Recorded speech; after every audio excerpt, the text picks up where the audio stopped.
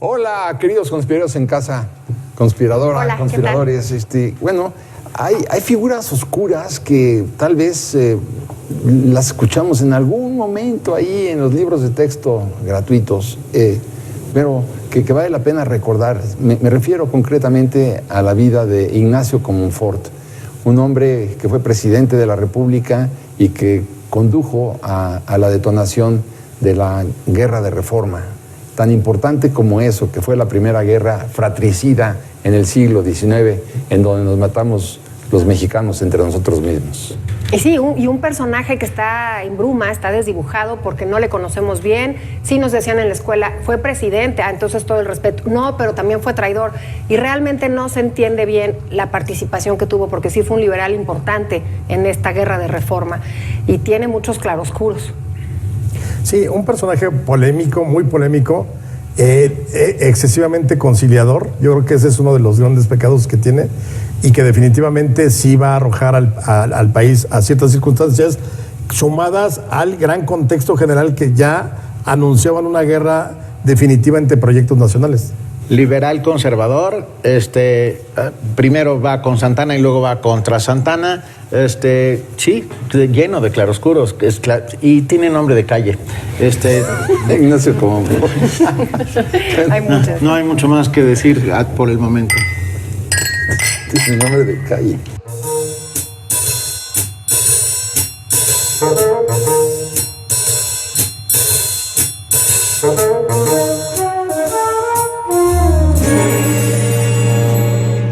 Bueno, queridos conspiradores, a mí me parece inadmisible e indigerible el hecho de que después de que Antonio López de Santana pierde la guerra de manera ominosa y alevosa y traidora en contra de los Estados Unidos en 1847 y en 48 pues ya se van los gringos de México. Bueno, me parecía inverosímil que Antonio López de Santana volviera a la presidencia de la República, Su Alteza Serenísima, para instalar obviamente una nueva dictadura. Lo trae, por supuesto, lo trae el clero católico y los conservadores lo traen de Colombia. Y bueno, y se instala esta última parte de su gobierno, que fue la última vez que estuvo afortunadamente en el poder. Pero donde voy es que, ¿quién fue una figura importante, yo diría, estelar en el derrocamiento de Santana de su último momento del imperio, ¿no? Pues Ignacio Comonfort. Ignacio Comonfort estaba del lado de los conservadores, le aplaudían muchísimo porque creían que con el derrocamiento de Santana ellos volverían a instalar de alguna manera esta nueva dictadura en la que gobernarían los conservadores. Y entonces sí, ¿qué sucede con el plan de Ayutla? Pues sí, se acaba Santana.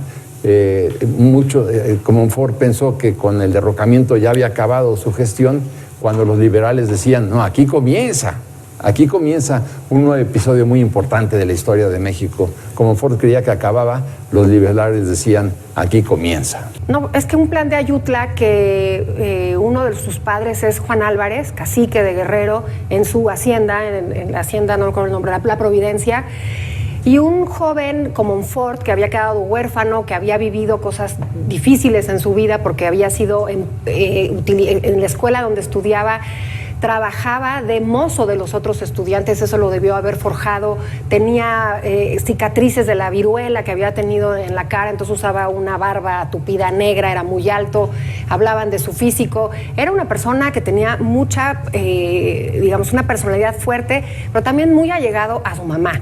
Pero a mí me parece ponernos en el momento del plan de Ayutla, convocan a Nicolás Bravo, todos están en contra de este terrible dictador que lo redactan, ¿no? Que utiliza la República como si fuera propia. Ahí ese Ignacio Comonfort me encanta. Me parece que se pone en el lugar correcto, me parece que él hace las cosas súper bien. Pero hasta ahí, porque ya cuando es presidente tiene unas titubeadas dificilísimas. Sabes que yo creo que el mejor momento de Comonfort es cuando es presidente en 56, porque con él es cuando se lanzan las leyes prerreformistas. En su gabinete está Miguel Lerdo de Tejada, que es el de la desamortización. Sí, primero la desamortización de los bienes del clero, la ley Lerdo, luego la de Juárez, que es la de igualdad ante la ley, que es otro de los ministros de Comonfort, y la ley de obvenciones para la ley Iglesias. A él es a quien se le rebelan por primera vez los conservadores en Puebla y lo somete a sangre y fuego. Pero yo sí creo que ese periodo, porque recuerden, triunfa la revolución de Ayutla, una semana o dos es presidente Juan Álvarez desde aquí de Tlalpan. En Tlalpan es donde gobierna, pero no se siente a gusto en la ciudad porque dice que está lleno de intrigas y se regresa a Guerrero. Entonces es cuando deja Comonfort. Y ese año creo que es decisivo para poner las bases de lo que sería la gran reforma liberal de los años siguientes. Cuando la puerca tuerce el rabo es a partir de la Constitución del 57, que no es tan radical como se cree. No. O sea, era bastante tibia, ni siquiera incorpora la libertad de cultos todavía. Todavía no. Y ahí es cuando ya empieza un muy dubitativo Comonfort, que siempre está pensando que puede reunir a los radicales conservadores con los radicales liberales, y quien le dice que estás muy mal es Melchor Ocampo, que le puso el medio sí y el medio no, así lo apodó. ¿Era un ingenuo para intentar conciliar un congreso donde se juntaran estas dos fuerzas antagónicas y absolutamente contrarias? ¿Has oído hablar el término de romántico? ¿Cómo te digo a ti? Idealista trágico. Pero sí, o más bien... Creo que quería hacerlo bien, porque eso decían sus contemporáneos. Siempre tiene en el fondo una mirada de bondad, puede ser, porque hay una crónica donde hablan de su personalidad, pero no tiene esa entereza y esa decisión fuerte que tiene que tener en el último minuto, en el momento decisivo de las cosas. Y además puede entenderse por la relación que tiene después con la madre. La madre va a ser... Yo creo que él cae en una conspiración por parte de la iglesia y de su madre. Y cae redondito. Sí, los conservadores, su mamá y la iglesia. Y cae redondito en este deber ser bueno. Yo quisiera insistir en el tema que ya tocaron ustedes dos, que es de Juan Álvarez. O sea, Juan Álvarez es el que finalmente logra la consolidación en el derrocamiento de Santana, junto con Comonfort y otro grupo. Pero eso sí que hay que rendirle esos honores. Después, claro, se promulga el 5 de febrero de 1857 la Constitución de 1857, claro está. Y bueno, como tú decías, no es que fuera extremadamente anticlerical, pero sí había una fracción, un dispositivo muy claro que decía, a diferencia de la de 1824, decía, la religión católica será única y exclusiva del Estado, y aquí no dicen eso. Y esta parte es la que más irrita a los conservadores, porque los conservadores querían, y los clericales, claro, que fuera la religión católica la única. ¿Oficial? La oficial. Bueno, pero entonces él jura la Constitución el 1 de diciembre de 1857. Y el 15 de diciembre, 15 días después, dice, con esta Constitución no se puede gobernar. Y sin la Constitución no se puede gobernar. Entonces, lo que tú decías, se da un autogolpe de Estado. Y él dice, voy ahora a conciliar, me voy con los conservadores. Los conservadores no querían saber nada de él porque había jurado la Constitución. No olvidemos que el Papa Pío IX excomulgaba a todos aquellos que hubieran jurado la Constitución, incluido ahí el propio Porfirio Díaz, ¿no? Y todos los que tú quieras. Y bueno, si te excomulgaban era en aquel momento, ahora que si te excomulgan te mueres de la risa, pero hace 150 años era otro el problema. Una marca. Bueno, imagínate de qué tamaño. Entonces ahí, claro, los conservadores no querían saber nada de él. ¿Y qué diría su mamá si los excomulgaban? Claro. Bien que dijo la señora, era una gran católica, en este momento se me fue el nombre, Catalina ¿era? Guadalupe, no iba a permitir que su hijo se condenara en la vida eterna. Y entonces un grupo de curas, un grupo de altos jerarcas de la iglesia, le conminan a echarse para atrás literalmente y decir que se va del lado de los conservadores. Ahora, siempre es importante decir, las leyes de reforma no se implementan sino hasta el 59. En el 57 ni siquiera se habían implementado todavía. Y lo que decías ahorita de las circunstancias, yo sí creo que fue ingenuo al pensar que un extremo liberal como era Melchor Ocampo, del grupo de los exiliados, como lo había sido Juárez, hubiera podido manejar con conservadores alguna especie de proyecto en común. No supo leer que ya no era conciliable. No creo que la guerra fuera culpa de él nada más. Yo creo que estuvo en el lugar donde explotó el polvorín, pero era irreconciliable ya el encono que tenían unos en contra de otros. Acuérdense que la Constitución se jura el 5 de febrero del 57.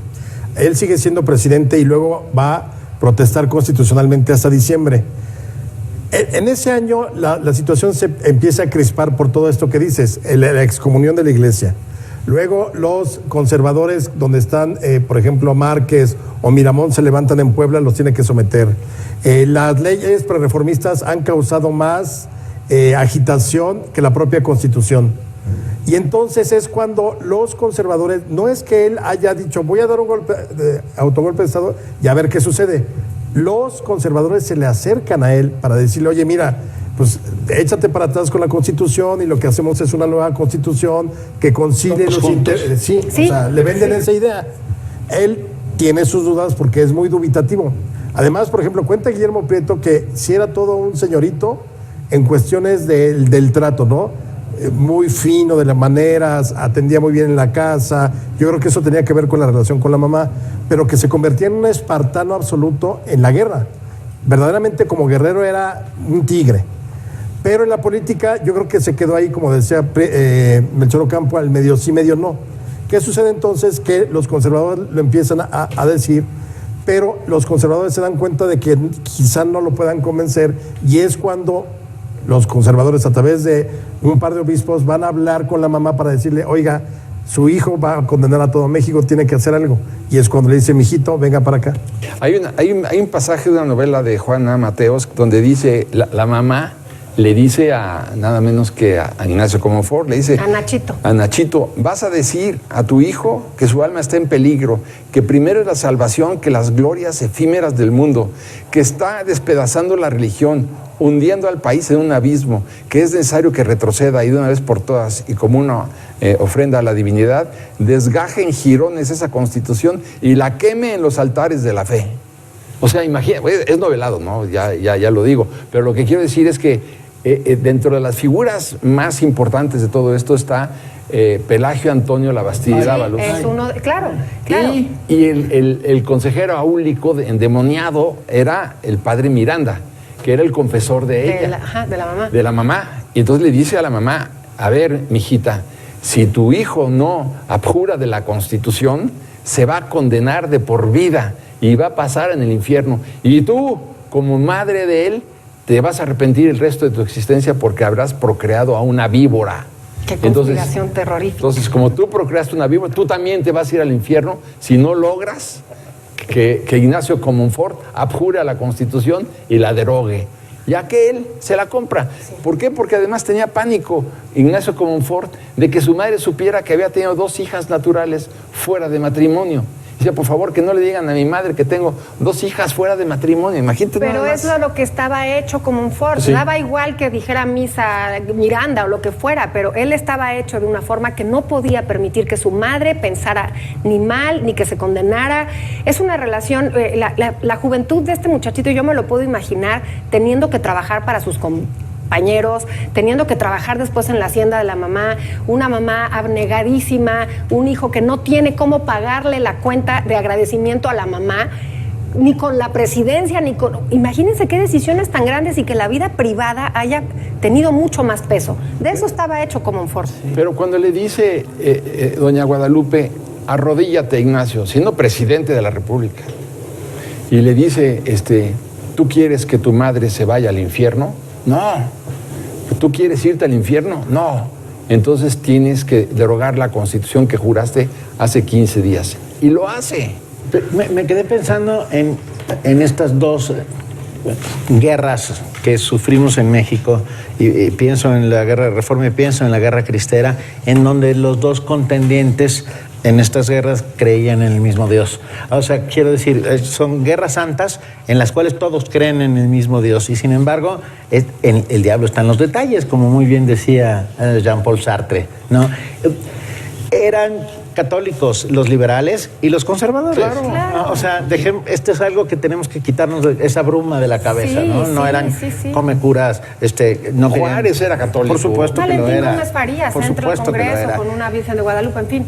Ahora, sí. El diablo está en los detalles, y es ahí en donde Comonfort pierde todo. Bueno. Y qué perversa la figura de la mamá. La mamitis que cambió la historia de México, vamos a contarla ahorita regresando del corte.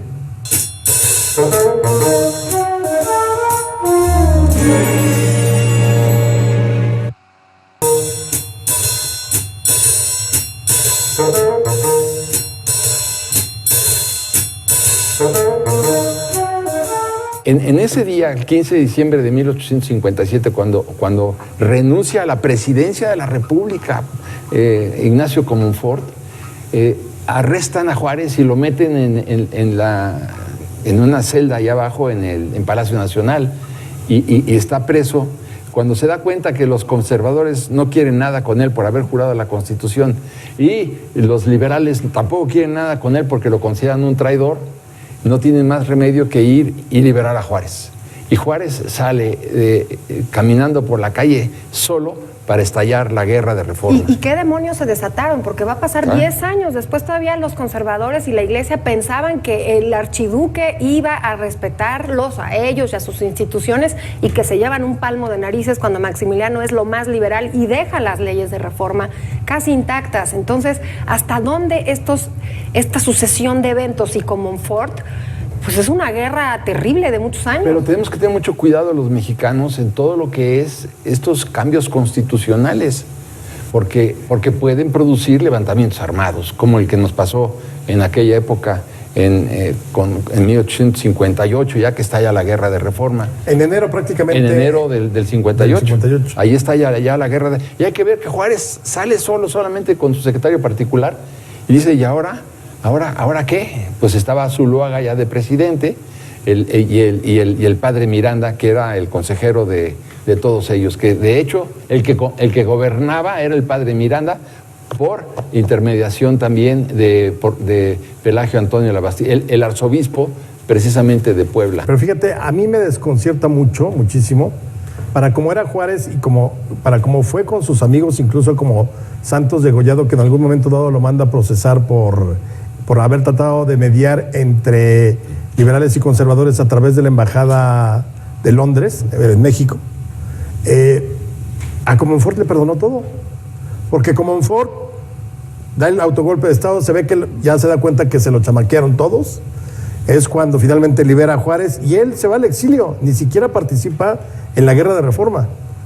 Y regresa a México cuando ya viene la intervención francesa. Lo manda a llamar Juárez y en vez de castigarlo, juzgarlo, nada, le da chance. La segunda y es el que intenta romper el sitio de Puebla, o más bien meter víveres en 1863 y fracasa. Y de todas maneras sigue al mando de tropas y lo van a matar el 13 de noviembre del 63 en Celaya. Guanajuato. ¿En dónde es? En el molino de Soria, en Guanajuato. Y ahí es como la redención para él, como que con eso hubiera quedado todo perdonado. Pero de alguna manera quería que pasara eso, Alex. Es decir, hay que ver también en la mentalidad de Comonfort lo que ocasionó. Tú dices, no estaba en la guerra de Reforma, no, pero sabía lo que estaba pasando. Él sabía que había ocasionado una guerra. Y entonces, claro, cuando finalmente muere, pues él ¿qué sentido tenía ya su vida? No digo, era absolutamente inútil. Se dio cuenta que se había equivocado y se dio cuenta que había provocado una guerra terrible que duró 3 años y con los consecuentes atrasos políticos, sociales, porque de ahí vemos también cómo la incapacidad luego del gobierno de Juárez de poder sufragar las deudas. Sí es interesante ese Juárez, ¿por qué le tiene tanto afecto o...? Como guerrero tal vez piensa en la invasión del 47. Él lucha contra los gringos de una manera heroica. Pero perdona a Santitos, ¿no, Alex? Él perdona a Santos Degollado. Está en pleno proceso cuando lo matan, a Santos Degollado. Sí, pero vamos... No, lo humillaron cañón a Santos Degollado. Sí. Santitos, sí. Yo sí creo que a Comonfort sí le podemos decir que fue ingenuo y en algún momento Juárez, por eso es que yo no siento maldad ni vaya, no fue un conservador recalcitrante que realmente era un liberal. Quería quedar bien con todos, quedar bien con Dios y con el diablo. Era un liberal con mamá. Pero era un hombre con una mamitis, como tú escribiste en un artículo muy... Decía Melchor Ocampo que alguna vez señala, el problema con Comonfort es que él quería solucionarlo todo con apretones de mano y no sabía que tenía que dar apretones de pescuezo. ¡Wow! Ush. ¡Wow! O sea, hoy hubiera sido un magnífico diplomático. Finalmente lo que quieres es un personaje conciliador, evitar guerras, en fin. Pero por eso- No era el momento. Yo insisto que estaba en una circunstancia que era un polvorín y no le atribuyo a él la culpa de toda la guerra. O sea, sí lo dio en el momento, digamos que abrió el regalo de la bomba y punto, se salió todo. Pero creo que él siempre sí, siempre no. ¿Cómo es el...? Medio sí, medio no. Medio sí, Sí, medio medio no. no. Es ser tibio en estos momentos en los cuales la patria está jugándose el destino conlleva... A los tibios Dios los vomita. Pero a ver, el punto es que él tenía que haber dicho a su madre, mamá, No te metas. No te metas, mamá, por favor. Bueno, pero, a ver, entiendo. Para, espera. como somos la psicología del mexicano de mamita querida y lo que Pero no diga solo- la mamá haces, Es que no solamente, las mamitis son peores. no solamente tenía ese miedo, tenía el miedo legítimo, interno, profundo, de sentir que realmente se iba a condenar en el infierno. Yo no creo, ¿eh? A ver, ¿por qué le iba a creer a la mamá cuando le dice a la mamá, te vas a Yo también condenar? creo, como Morelos y Miguel Hidalgo, que en el último minuto de sus vidas, sus creencias importaron. Pero yo creo que 50 años después ya había cambiado mucho la mentalidad y te voy a decir, si él hubiera pensado que estaba atentando en algo contra la iglesia, no acepta la ley Lerdo. Y él siendo presidente la sanciona. Sí, claro. O sea, yo creo que no, ha de haber sido pues el típico mijito, yo nunca te pido nada, nunca. Acuérdate que yo desde niño cuidé tus heridas. Yo creo que era una convicción de fe. Sé que No, tú, yo sí Escucha, creo que era su fe. estoy poniendo un contrapunto. Mariano Escobedo. Mariano Escobedo tenía un caballo que se llamaba San Pedro. Y en algún momento antes de partir a una de las guerras, la madre llega y le dice, ven mi hijo, te voy a dar la bendición. Y Mariano Escobedo le dice, madre, désela al caballo, él sí cree. Es en contrapunto, que me parece maravilloso, ¿no? O sea, sí, mamá, désela al caballo y ahí quedamos todos madre. Vamos. Claro, o el mismo Melchor Ocampo. Melchor Ocampo sí de verdad no creía nada. Cuando ya lo iban a matar, le llevan a un cura y le dicen, no se preocupe, Dios y yo tenemos las cuentas claras. Ahora, yo sí creo que como Ford sí tenía una convicción religiosa y le pesaba. Pero ¿por qué entonces sigue del lado de los liberales? Pues no creyó que las cosas se fueran a dar tan Porque de largas. todas maneras, en el momento en que él sigue apoyando a Juárez, sigue violando, o sea, sigue en excomunión, Sí. sigue, además, acepta las leyes de reforma, nuevamente, son peor de atentatorias contra la iglesia. Es muy incongruente, la verdad, para incongruente. Pero finalmente pone un oratorio en Palacio Nacional, y se prosternaba ahí en el altar como un Ford. Sí. O sea, hay que ver, y él, yo creo que pasa un poco No, lo que claro. sea Benito, de que dice, bueno, si todos son católicos, ¿cuál es su problema? Digo, ahí está el punto de él, pero sí le tenía miedo a la mamá. Venga, tiene y la nombre de pagamos calle. cara. No miedo, es la mamitis típica. La mamitis. Lo que diga mi mamá.